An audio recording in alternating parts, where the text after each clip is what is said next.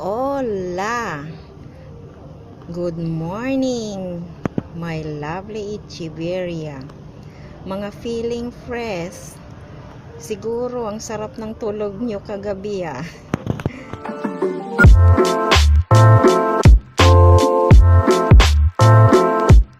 I'm back.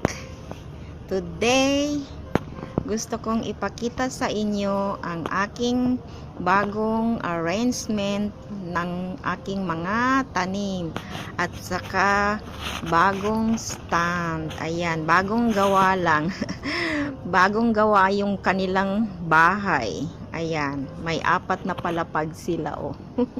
Ito lang muna yung aking natapos na in-arrange kasi kalat-kalat yung aking mga tanim, mga halaman. Ito lang muna yung natapos ko. Yung doon sa kabila hindi pa tapos, kaya yun naman ang susunod kong gawin. Pansamantala ito muna, bagong gawa lang yan siya. Yan, yung doon sa taas, yun yung mga sa morning sun. Ito yung taas, tapos andito yung pangalawang sa baba. Ayan, dito.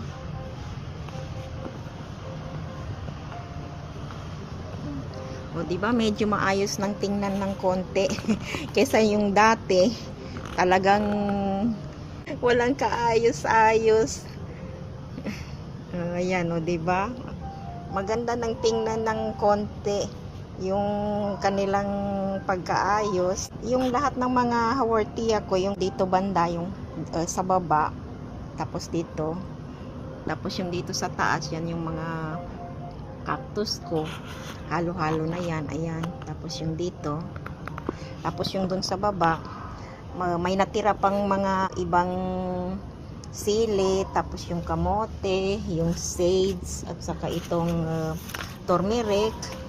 May iba pang konti na lang ang mga vegetable ko natira, puro mga sili at saka turmeric at saka luya, tapos yung dahon ng kamote. Hindi na ako nagtatanim uli kasi magwi-winter na eh. Sa summer na uli ako magtatanim. Ayan, tapos meron pa dito. Ito pa. Ayan, yung ito nilagay ko dito. Dati nandun siya sa kabila. Ito, Sansevieria Moonshine. Nilagay ko muna siya dito sa labas. Kasi para makalanghap naman siya ng air.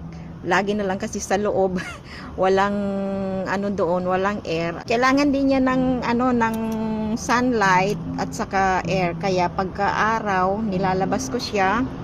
Ayan, pero hindi siya araw-araw ko nilalabas, minsan twice a week o 3 times a week, ganon ko siya nilalabas. Ayan, kaya paminsan-minsan naman makalanghap naman siya ng hangin at saka konting sunlight. Kasi sa loob, ayan namumutla na siya eh. Ang puti-puti na niya Kaya dito na muna yan siya. Ayan. Ito si Echeveria Polidonis. Ayan, dito sila kasi ang laki nila. Wala silang place dito Hindi kasya, kaya dito ko na lang siya nilagay dito. Itong dalawa na to. Ito ay mag-ina. Ito yung mother. Ito yung kanyang baby. Kaya lang, itong baby niya nagkaroon ng tatlong pups. Buti pa ito, nakatatlong baby siya, samantalang itong mother niya, isa lang ang baby. Ito lang siya, nag-iisa lang siya. Baby niya. Ayan. Ayaw ko muna silang paghiwalayin kasi gustong gusto ko ng ganyan. Iriripat ko ito. At saka ito. Kasi ayan, maliit na yung pasto niya. Kailangan medyo malaki ng konti. Ayan, pati ito. Yung aking ampalaya, ayan mataas na siya. Tapos dito turmeric. Saka yung aking saluyot. Yung saluyot ko ayan, kukunti na lang yung kanyang mga dahon kasi kinukuha ko Ayan. Tapos ito, mga na lang ang natira na vegetable ko. Itong sili at saka alokbate, saka mga dahon ng kamote, saluyot, saka yung ganito anong tawag dito. At saka meron akong ibang pechay, Yung dito sa kabila, yung aking Yasmin, yung sampagitan namumulaklak na oh. Bango-bango ng amoy niya. Nalagas ng ano, ito nga oh, ang dami ito oh. Ano na lang niya to oh. Dati ganito siya oh, nalagas na siya oh, ito oh. Nahulog. Tapos ayan oh, yung iba. Wala na yung kanyang bulaklak, nahulog na. Ito na lang ang natira. Ito, alam ko na ang pangalan nito. Na-google ko na ang kanyang pangalan. Ayan, Schefflera. Ayan. Dito, aayusin ko pa ito. Bago yung stand niya, binili ko. 5 palapag, kaya lang 3 lang yung nilagay ko. Kasi nga, sobrang taas na niya eh. Hindi ko na maaabot yung 2 palapag, kaya ganyan lang yung aking ilalagay doon ng mga tanim. Yan, yung morning sun niya. Ito, yung mga dito, lahat ng mga ito ay talagang gustong-gusto ng mga araw. Ayan, kaya pinagsama-sama ko yung lahat ng gusto ng araw. Sa baba niya, yung mga aking mga leaves propagate. Ayan, yung iba. Tapos yung iba mga cuttings. Ayan, parang ginawa kong ICU nursery ko ito. Lahat ng mga ito ay mga puro propagate. Propagate ng leaves at saka propagate ng cuttings at saka yung mga babies na galing sa propagate sa leaves, mga yan, mga maliliit. Ayan, ito rin propagate din ito. Ayan, tapos ito kinat ko, ayan. Ayan, tapos yung dun sa baba rin, ayan, propagate din ito. Leaves, galing din to ng leaves propagate, mga yan, kaya yan pare-pareho ng ng laki. Ito rin.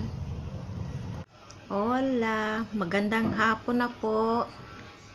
Walang magawa na naman, kaya ito habang nasa loob ng bahay dahil still lockdown pa rin kami, kaya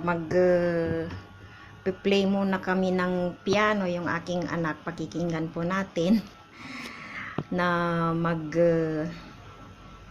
play ng piano.